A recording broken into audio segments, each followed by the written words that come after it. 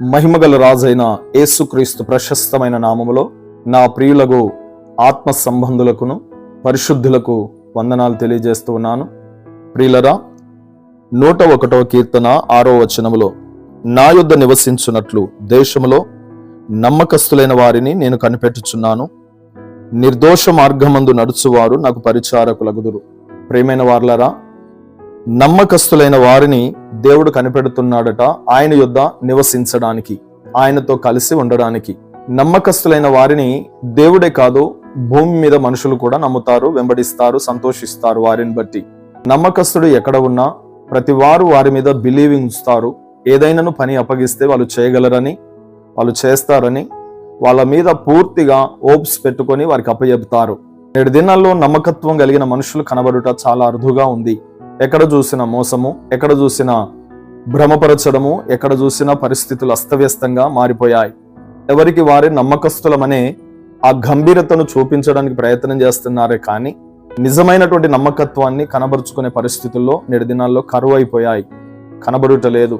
ప్రియమైన దేవుని సంగమా, దేవుని ప్రజలారా, అందరూ నమ్మకస్తులను గురించి మాట్లాడేవారే, అందరూ నమ్మకస్తులాగా నటిస్తున్నటువంటి వారే, కానీ నిజంగా నమ్మకమైనటువంటి స్థితిలో జీవిస్తున్న వారు ఎంతమంది?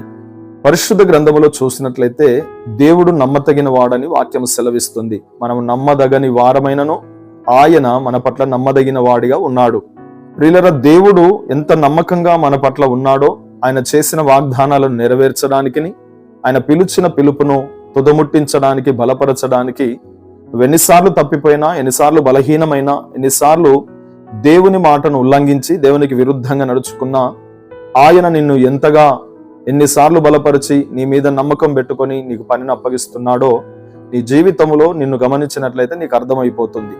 ఉదాహరణకి చూసినట్లయితే 1 సమూయేలు గ్రంథం 3వ అధ్యాయములో చూస్తే, సమూయేలు చిన్న పిల్లవాడిగా ఏలి అను యాజకుడి దగ్గర పరిచర్య చేస్తున్నాడు. అతని గురించి రాయబడినటువంటి మాటలు గమనించినట్లయితే ఏలి ఎదుట యెహోవాకు సమూయేలు పరిచర్య చేస్తున్నాడని వాక్యం చెబుతుంది. ఏలి కుమారులు భయంకరమైన దుర్మార్గులుగా కనబడుతుంది.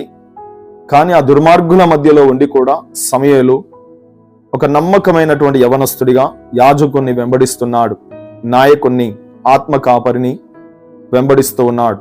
ప్రియులారా, మనము కూడా సమూయేలు వలె దేవుణ్ణి లేదా తమ నాయకులను లేదా మన కాపర్లను నమ్మకంగా వెంబడించినట్లయితే సమూయేలును ఆశీర్వదించిన దేవుడు, సమూయేలుతో మాట్లాడిన దేవుడు మనతో కూడా మాట్లాడి మనల్ని వెలిగిస్తాడు, బలపరుస్తాడు, అనేకులకు దీవెనకరంగా చేస్తాడు. కనుక నమ్మకంగా ఉందాం, దేవుని చిత్తాన్ని నెరవేర్చుదాం. అట్టి కృప దేవుడు మనకందరికీ అనుగ్రహించునుగా.